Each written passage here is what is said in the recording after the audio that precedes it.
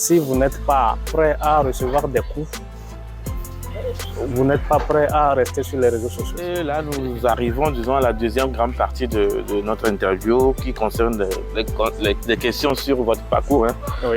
Si on te disait, peux-tu nous dire à peu près qu'est-ce que c'est qu'être influenceur dans un premier temps hein, et être influenceur au Togo? Bon, être influenceur, le mot dit déjà malheureusement tout ce que ça peut contenir. Être influenceur, c'est quelqu'un qui est influent, qui est populaire sur les réseaux sociaux.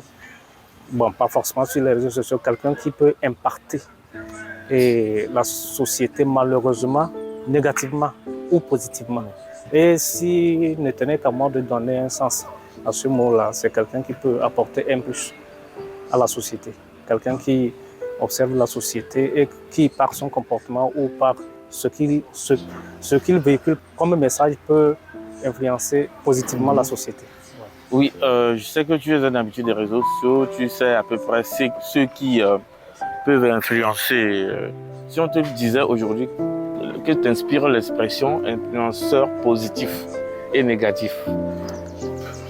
L'influenceur positif, à mon avis, c'est tel que je venais de le dire, c'est quelqu'un qui est, par son comportement, par le message qu'il véhicule, peut impacter positivement sa communauté ou bien la population.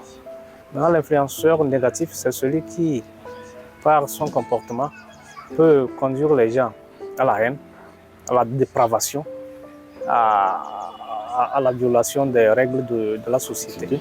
Oui, mais c'est ce qui est d'actualité sur les réseaux. Hein. Quand je fais un tour, et c'est ce qui est aimé beaucoup plus. Malheureusement, si nous on a du mal à avoir autant d'abonnés comme on voulait, c'est parce qu'on n'est pas violent, on n'est pas viril, on n'est pas des gens qui véhiculent des messages de violence, de haine. Vous allez constater tout à l'heure, j'ai publié une vidéo dans laquelle je suis en train d'attaquer quelqu'un, dans laquelle je suis en train d'insulter, dans laquelle je suis en train de raconter des bêtises. J'aurai plus de vues, plus de commentaires, plus de likes qu'une vidéo dans laquelle je suis en train d'appeler les gens à une sensibilisation au devoir civique, où il faut participer à une cause communautaire, où je dois sensibiliser les gens au changement de comportement. On aura moins de likes. Ah oui, effectivement, hein, c'est quand même regrettable d'observer ça. Est-ce que tu peux nous dire quelle est la journée type d'un influenceur comme toi? Pas une journée où tu ne vas pas bosser et que tu es chez toi. Un week-end, comme tu l'as dit, une journée type. Un week-end, s'il arrive, bon, quel qu'en soit les cas, quand je me réveille, d'abord, je regarde d'abord le côté professionnel, ce qui me donne à manger, ce qui est de mon devoir, ça, je regarde. Quand je me réveille tôt le matin, j'essaie de vérifier mes mails. Et si jamais j'avais un travail que je n'avais pas achevé, j'essaie de terminer ça d'abord. Oui. Maintenant, après ça, si je suis disponible, que je suis libre, je rentre sur mes différents comptes. Effectivement. J'essaie de regarder les publications, mes dernières publications, les retours, les commentaires que les gens ont fait, comment ça a été. Après, j'essaie de regarder aussi à peu près ce qui est d'actualité, ce que les gens font sur les réseaux sociaux, c'est ça. Tu regardes ce qui est d'actualité. Et tu t'inspires de ça, c'est ça? Je m'inspire si besoin et après, si personnellement je dois faire aussi une vidéo, je le fais. Ok. Bah voilà, c'est intéressant, je trouve ça comme ça. Mais si on te posait une autre question, te disant que penses-tu des réseaux sociaux en général?